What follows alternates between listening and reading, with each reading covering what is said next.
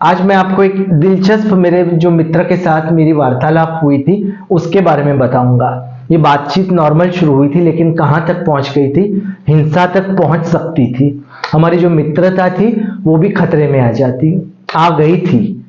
कैसे बात शुरू हुई वो मैं आपको बताता हूँ, उससे आप भी अचंभित हो जाओगे कि ऐसा मैंने क्या कह दिया, गलती मेरी ही थी एक प्रकार से, और वो भी मैं स्वीकार करता हूँ। आप चौंक जाओगे कि ये ऐसा क्या हुआ।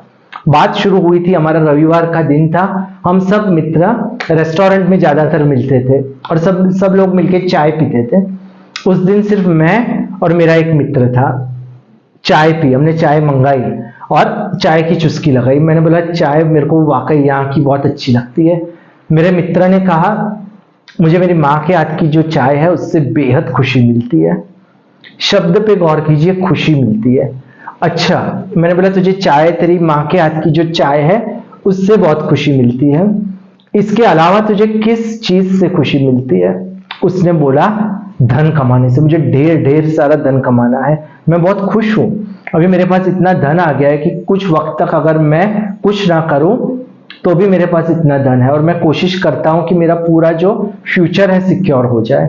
मैंने बोला इसके अलावा? उसने बोला कि मुझे घूमने का बहुत शौक है, बाहर घूमने जाना, बाहर की होटल में खाना खाना, बच्चों के साथ समय बिताना, इन सब चीजों में मुझे बेहद खुशी मिलती है। खुशी की ये बात थी और यहीं से ही काफी चर्चा आगे बढ़ गई थी। मैंने बोला इन सब चीजों में तुझे खुशी मिलती है, लेकिन जो तू बोल रहा है मेरे मित्र, ये सच्ची खुशी नहीं है। इसको तो खुशी नहीं बोल सकता, इसको तो बोल सकता है कि टेम्पररी प्लेजर, कुछ वक्त के लिए आनंद आ गया, ऐसा तो बोल सकता है। लेकिन ऐसा इस शब्द का उपयोग मत कर। जो सच्ची खुशी है वो आपको चाय में या तो फिर धन में नहीं मिल सकती। उसने बोला तो क्या, आप बताइए, चलो आप बताओ तो मैं तैयार हूं उसको सुनने के लिए। आपकी परिभाषा क्या है? मैंने बोला मेरी परिभाषाएं काफी अलग हैं, हो सकता है कि तुझे ये पसंद ना आए। तो उसने बोला ठीक है, लेकिन मैं सुनने के लिए तैयार हूं। मैंने बोला ठीक है। मैंने बोला देख देख, तेरे को पैसे कमाने में, धन कमाने में बहुत खुशी मिलती है, होटल में खाना खाने में खुशी मिलती है, बाहर घूमने जाने में खुशी मिलती है, परिस्थितियों में खुशी मिलती है, लोगों से खुशी मिलती है। उसने बोला सही बात है, बेहद सही बात है। तो मैंने बोला इन सब चीजों को अगर तू साइड पे रख देगा, इन सब चीजों को साइड पे रख देगा और इसके अलावा जो बचता है वही सच्ची खुशी है। पहले उसको समझ नहीं पड़ी, कुछ वक्त वो सोचने लगा कि ऐसा ऐसा हो सकता है, दिमाग बहुत शार्प था, इंजीनियर था, लेकिन उसके मन में ये बात बैठी नहीं। बोलते मैं एग्री नहीं करता, पैसों से ही तो खुशी मिलती है। हमारे जो भी लाइफस्टाइल है, हमारा फ्यूचर है, हम किस तरह से जीते हैं, वो पैसों से ही मिलता है। हमारी बीवी बच्चे, उनसे ही तो खुशी मिलती है, अलग अलग परिस्थितियों से, लाइफ में एंजॉय करने का, किसी का बुरा नहीं करने का। हम तो किसी का बुरा नहीं करते, तो सच्ची खुशी तो इसमें ही है। मैंने बोला जी नहीं, ये खुशी टेम्पररी है, मैं ऐसी खुशी की बात कर रहा हूं। सच्ची खुशी के साथ ज्ञान भी छुपा हुआ है, जिसको इंग्लिश में हम बोलते हैं विजडम, इंटेलेक्ट विजडम। मैंने बोला जब खुशी और परम ज्ञान का जब मिश्रण होता है तब उसको हम बोल सकते हैं सच्ची खुशी। इसके बारे में तूने कभी गौर किया ही नहीं है, तो तेरे को कैसे पता चलेगा? तू तो बस पैसों के पीछे भागता रहा। तो ऐसा है जैसे वो मेरी ओर देखने लगा, उसे लगा कि ये भाई साहब कुछ ज्यादा ही बोल रहे हैं, हो सकता है कि ये बातें सुनने जैसी हैं कि नहीं। लेकिन उसने बोला ठीक है बताइए। मैंने बोला बताऊं आपको? उसने बोला ठीक है। तो मैंने बोला कोई इंसान है, अगर घोड़े पे बैठा है, दौड़ रहा है, और कोई पूछे उससे कि तू कहाँ जा रहा है, तो बोले घोड़े से पूछ लीजिए, मुझे पता नहीं। ऐसी जिंदगी हम सबकी हो गई है, हम बस भाग रहे हैं। हर रोज हम लोग ठेला लेके ऑफिस में या जॉब पे या कहीं भी भागते ही रहते हैं, हमें पता नहीं कि हमें कहाँ रुकना है। तो हमारी जिंदगी भी ऐसी ही हो गई है। मैंने उसको बताया, तो उसने बोला ये तो सब आप ऐसी चीजें बता रहे हैं जो खुशी नहीं है। तो अभी आप मुझे बताइए, जो आप बोल रहे हो कि ये जो शेष रह गया है वो क्या है, उस खुशी के बारे में बताइए। तो मैंने बोला कि मैंने तुझे कुछ बातें कड़वी बताई, लेकिन ये बात मैं तुझे नहीं बता सकता क्योंकि ये तो उससे भी कड़वी है। ये बात बहुत कड़वी है, अगर तू सुनने के लिए तैयार है तो मैं तेरे को बताने के लिए तैयार हूं। उसने बोला ठीक है। बाजू में चाय का कप था और पानी का ग्लास था। मुझे लगा कि हो सकता है कि अभी ये चाय का कप ले ले और चाय मेरे पे फेंक दे। फिर भी मैंने बताया, मैंने बोला ठीक है मैं तैयार हूं। अगर हमारी दोस्ती, अगर कुछ अच्छी बातें कहने पर अगर हमारी दोस्ती खतरे में आ जाती है तो मुझे स्वीकार है। मैंने बोला कि तू मानता है कि धन है वो जीवन के लिए बेहद आवश्यक है और उससे खुशी मिलती है, तो फिर तू एक दिन कटोरा लेके भीख मांगने निकल चल। कटोरा लेके भीख मांगने एक भिखारी की तरह निकल चल। क्या बात हुई है? वो मेरी ओर गुस्से में देखने लगा। उसके अंदर क्रोध आ गया, लाल लाल उसकी आंखें हो गई। मैंने बोला तू नहीं बोला था, मैंने तेरे से पूछा कि ये बात सुनने के लिए तू तैयार है? उसने बोला कि हाँ मैंने बोला था, लेकिन इस प्रकार की अभद्र भाषा का उपयोग करना ठीक नहीं है। मैंने बोला सच बोला है मैंने, अगर सच सुनना है तो मैं सच बोलूं, अगर अच्छा सुनना है तो मैं अच्छा बोलूं। उसने बोला मैं स्वीकार नहीं करता, एक भिखारी हो वो कैसे खुश रह सकता है? मैंने आपको बताया कि मेरे पास इतनी संपत्ति है, अगर मैं 1 से 2 साल अगर मैं नौकरी नहीं करता तो भी मैं आराम से जी सकता हूँ, इतना धन मेरे पास है, तो क्यों मैं भीख मांगू? ऐसा तो क्या मुझे मिलेगा अगर भीख मांगने से? मुझे कौन से सत्य का पता चलेगा? मैंने बोला पता चलेगा, जरूर पता चलेगा, लेकिन तुझे भीख मांगनी पड़ेगी। वो बोला मैं इसके लिए तैयार नहीं हूं। मैंने बोला सोच ले। कुछ वक्त उसने सोचा। मैंने बोला ठीक है रहने दे, ये तेरे से नहीं होगा। लेकिन वो इमेजिन करने लगा था कि उसने कटोरा लिया और वो भीख मांगने के लिए लोगों के पास चला गया और जो बचा खुचा खाना था वो खा रहा था। तो मैंने बोला ठीक है, शायद तेरे को अभी अपनी प्रतिष्ठा की पड़ी है। तू सोच रहा है अगर तू कटोरा लेके दूसरों के घर पे गया तो लोग तेरे बारे में क्या सोचेंगे। उसने बोला सही बात है, ये मैं नहीं कर सकता। तो मैंने बोला ठीक है, तू एक भिखारी मत बन बाहर जाके, तू अपने घर के अंदर भिखारी बन जा। इसमें तुझे किसी और को कुछ बताने की आवश्यकता नहीं होगी। उसने बोला ये बात मुझे थोड़ी ठीक लग रही है, ये मैं कर सकता हूं। तो मैंने बोला ठीक है, ये बात तू कर ले तो तुझे पता चल जाएगा जीवन में सच्ची खुशी, परम आनंद क्या होता है। उसने बोला ठीक है। तो मैंने बोला ठीक है, एक काम कर, तू एक कागज लेके आ और एक पेन लेके आ। वो एक खाली कागज लेके आया, आजू बाजू उसका बिल्कुल खाली था। मैंने बोला अभी तू ये सब लिख ले, ये रविवार का दिन है कल, तो तू सुबह को कितने बजे उठता है वो समय लिख और रात को कितने बजे सोने वाला है वो समय लिख, और उसके बीच में जो भी तू एक्टिविटीज करने वाला है वो सब एक्टिविटी एक एक लिख। कितने बजे तू नहाने वाला है, क्या खाने वाला है, कितनी टीवी देखेगा, मोबाइल देखेगा, बच्चों के साथ कितना समय बिताएगा, सब लिख। वो चौंक गया। वो बोलता है कि मेरा कोई समय इतना फिक्स नहीं होता, मैं कोई ट्रेन की तरह मैं टाइम टेबल मेंटेन नहीं करता, मेरा जो खाना है वो भी तय नहीं होता, मेरी बीवी जो बना के देती है मेरे से जरूर मशवरा करती है, लेकिन वो फिक्स नहीं होता। मैंने बोला कोई दिक्कत नहीं, जितना तेरे को पता चले, एक्यूरेसी पे मत जा, जितना तुझे पता चले तो एक एक करके चीज लिख। अगर सब्जी बदल गई तो कोई दिक्कत नहीं, भिखारी इंसान कुछ भी खाता है। मेरी और वो वापस गुस्से में देखने लगा। उसने बोला ठीक है। उसने पूरी लिस्ट बनाई, 7 बजे उठना, फिर कुछ वक्त पलंग पे बैठना, चाय पीना, मोबाइल देखना, सबको हैप्पी बर्थडे बोलना, और फिर अच्छे अच्छे कोट्स भेजना, कुछ वक्त शॉर्ट वीडियोस देखना, पेपर पढ़ना, फिर कुछ वक्त ऐसे टहलने जाना, और फिर बच्चों को उठाना, फिर ब्रेकफास्ट खाना। ब्रेकफास्ट यानी नूडल्स, मंचूरियन, ऐसे सुबह सुबह को स्वादिष्ट खाना, और फिर धीरे धीरे जैसे कुछ घर का इंपॉर्टेंट काम हो वो कर लेना, बीच में जरूर नहाने जाना, कपड़े बदलना, ये सब। और फिर दोपहर को स्वादिष्ट भोजन खाना, क्योंकि रविवार का दिन था इससे कुछ स्पेशल वैरायटी बन सकती थी। उसके बीच में कोई इंपॉर्टेंट घर का काम हो वो खत्म कर देना।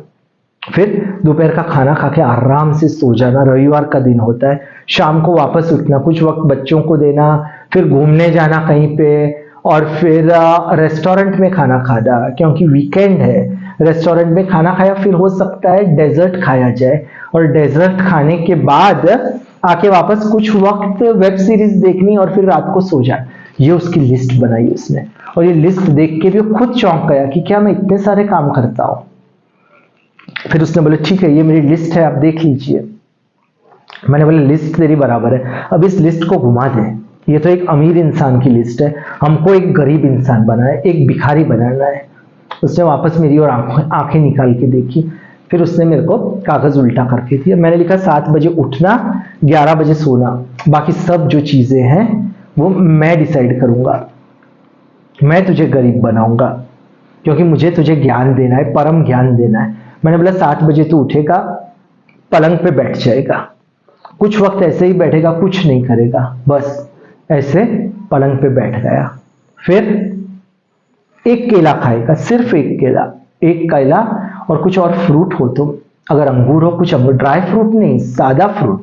गरीब इंसान भिखारी कोई ड्राई फ्रूट्स नहीं खाते, सादा फ्रूट खाएगा तो कोई भी केला, बस उसके बाद कुछ नहीं करेगा। उसने बोला चाय, चाय की तो मुझे बहुत आदत है। मैंने कुछ वक्त सोचा, मैं बोला ठीक है तू चाय पी सकता है, दूध नहीं पीना। मैंने बोला फिर? उसने बोला कि फिर मैं क्या करूंगा, बस। मैंने बोला फिर तेरे को नहाने जाना है, नहाने भी पूरी तरह से, जो तू शावर में नहाता है ऐसा नहीं, नॉर्मल जो नहाते हैं वैसा ही नहाना है तेरे को। कुछ पानी की बूंदें अपने शरीर पे लगा देनी है और फिर वस्त्र पहनने हैं, बिल्कुल वस्त्र ऐसे पहनने जो सिंपल हो, कॉटन के हो, और जो वस्त्र तुझे पसंद नहीं हो। उसने बोला ठीक है, मंजूर है मुझे। बातें उसको कुछ अजीब लग रही थी लेकिन वो गौर से सुन रहा था। फिर वापस पलंग पे बैठना है, अगर कोई जरूरी काम हो तो तू कर सकता है घर का, लेकिन घर पे ये चीज किसी को बतानी नहीं। कोई पूछे तो उसको बोलना कि मेरी तबीयत ठीक नहीं है, बस इतनी ही बात बतानी है। और तू बैठता है तो खिड़की के बाजू में बैठना, जब भी घर का कोई इंसान नहीं हो तो पंखा भी बंद रखना, एसी भी बंद रखना। जो हवा जो बाहर से आती है, भिखारी इंसान के पास पंखे नहीं होते, वो तो रास्ते पे सोता है। उसने बोला ठीक है, दोपहर का वक्त आएगा, फिर दोपहर को तू खाना खाएगा, सिर्फ एक रोटी तू खाएगा, बस एक रोटी, 12:30 से 1 बजे जब तुझे खानी हो, एक रोटी, और उसके साथ जो सब्जी तुझे पसंद नहीं है वो सब्जी तू बीवी को बोलेगा आज ये सब्जी बनाओ। चौंक गया वो इंसान, बोलते ठीक है ये भी मैं करने के लिए तैयार हूं अगर मुझे आप परम ज्ञान समझाओगे। मैंने बोला ठीक है, अभी तू दोपहर का वक्त है, अभी तुझे डेजर्ट नहीं मिलेगा, बस अभी तुझे आराम करना है, सो जाना है। अगर तू सो सकता है तो तू सो जा, क्योंकि तेरे को थोड़ी भूख लगी होगी, एसी नहीं होगा, कोशिश करके तू 1 से 2 घंटे सो जा। सोने के बाद वापस उठ, बस बैठा रहे बैठा रहे। एक तो वॉक करके, अब और कोई दिक्कत नहीं, बाहर जाके वॉक करके, अगर तेरे अंदर इतनी ताकत हो तो वॉक कर लिया तूने। फिर कुछ वक्त बच्चों के साथ बैठ, ज्यादा बोलने की आवश्यकता नहीं, पूरा दिन तुझे मोबाइल नहीं देखना, टीवी नहीं देखनी, वेब सीरीज नहीं देखनी, फोन आए तो रिसीव करना, कोई जरूरत नहीं अगर आवश्यक नहीं हो तो। और रात को तू खाना खाएगा क्या, खिचड़ी, बिल्कुल खिचड़ी, उसके साथ कोई भी दाल वाल कुछ नहीं होगी, सूखी खिचड़ी, ये तू खाएगा। भिखारी इंसान के पास कोई चॉइस नहीं होती, ये चीज तुझे करनी है। उसने बोला मंजूर है, मुझे मंजूर है। तो मित्रों ये मैंने आपको लिस्ट बताई कि क्या क्या चीजें हैं। अभी आप खुद सोचिए कि जिंदगी जीने के लिए बेहद आवश्यक चीजें हैं, वो मैंने मित्र को बताया कि ये चीजें हैं मित्र, वो जीवन में बेहद आवश्यक है। इसके अलावा जो भी है वो एक्स्ट्रा है, वो ज्यादा है, और यही चीजें हैं जो हमें ज्यादा परेशानी में डालती है। ये ऐसी चीजें हैं जैसे इच्छाएं होती है, इच्छाएं कभी खत्म नहीं होती। अगर आपको एक जगह से दूसरी जगह जाना है, ठीक है, तो उसके कुछ किलोमीटर होते हैं, आपको 100 किलोमीटर का अंतर करना है, तो आप 1 किलोमीटर चलोगे, 2, 3, 10, 15, तो आपका जो अंतर है वो कम होगा। तो आप 50 किलोमीटर चलोगे तो सिर्फ 50 बाकी रहेंगे। लेकिन हमारी इच्छाएं कैसी, वो खत्म नहीं होती। पहले हमने सोचा था हमें जॉब मिलेगी तो बहुत खुशी होगी, जॉब मिल गई, कुछ ही वक्त में हमने एक्सेप्ट कर ली कि जॉब तो हमारी पार्ट ऑफ द लाइफ है। हमने सोचा शादी होगी, शादी भी हो गई, बीवी भी मिल गई, फिर लगा ठीक है ये बीवी है, ये तो सबकी होती है, इसमें कोई मुझे ऐसी खुशी नहीं लगती। उसी तरह कोई भी चीज होती है हम उसको एडेप्ट कर लेते हैं। इंग्लिश में एक वर्ड है हेडोनिक एडेप्टेशन, हम हेडोनिस्टिक एडेप्टेशन, हम कोई भी चीज है उसको धीरे धीरे धीरे ऐसा सोच लेते हैं ये तो हमारी ही है, और फिर हमारी जो इच्छाएं हैं वो और बढ़ जाती है, यानी इच्छाएं कभी खत्म नहीं होती। लेकिन अगर आप उस भिखारी की तरह करोगे जो मैंने मेरे मित्र को सलाह दी थी, तो आप एक एक चीज की वैल्यू करना सीखोगे। अगर आपने सुबह से कुछ नहीं खाया तो जब आप वो रोटी खाओगे तो आपको इतना आनंद मिलेगा, आपको लगेगा आपको वाकई में सच्ची खुशी मिल गई है। उसी तरह अगर शाम को अगर आपको दोपहर को नींद आ गई उस गर्मी में, तो भी आपको बहुत खुशी होगी। एक चीज आप याद रखिए कि हर इंसान जो एसी में बैठता है, जो एरोप्लेन में जाता है, जो सोशल मीडिया पे हंसते हुए फोटो रखता है, वो खुश नहीं हो सकता, वो खुश नहीं होता। हो सकता है कि वो सबसे ज्यादा स्ट्रेस और डिप्रेशन में हो। और हर इंसान जो धूप में श्रम कर रहा है, परिश्रम कर रहा है, वो जरूरी नहीं है कि वो दुखी हो, वो भी खुश हो सकता है। तो एक नॉर्मल इंसान जो संतोष का जीवन जीता है, जिसके जो कुछ तय लक्ष्य होते हैं, तय नेक लक्ष्य होते हैं, ज्यादा इच्छाएं नहीं होती, वो इंसान खुशी प्राप्त कर सकता है। एक संतोषकारक अगर उसका जीवन हो तो वाकई में उसे खुशी मिल सकती है। जो आजकल के जो लोग हैं, ईट ड्रिंक एंड एंजॉय, इसका और खुशी का कोई रिलेशन नहीं है। ये धीरे धीरे हमारी खुशी हमसे दूर कर देती है। यही बात मेरी इच्छा ऐसी कतई नहीं है कि आपको बोला कि पैसे नहीं कमाने चाहिए। मैं आपको कोई भिखारी की तरह गरीब देखना नहीं चाहता।